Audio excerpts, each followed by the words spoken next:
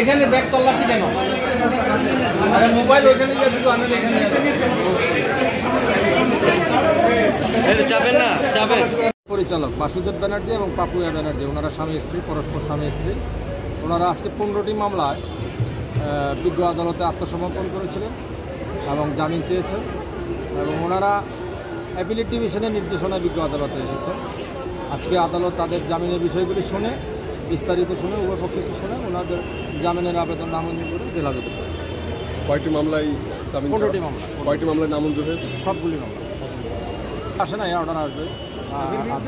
13টা মামলা ছিল ওনাদের বিরুদ্ধে, ওনাদের এই যে ফাইন্যান্সিয়াল অর্থ আত্মসাৎ না অর্থ পাচার? আত্মসাতে সহায়তা করা। আর 2টা মামলা ছিল ওনাদের জ্ঞাত আয় বহির্ভূত সম্পদ এবং সম্পদের তথ্য গোপন করা সংক্রান্ত।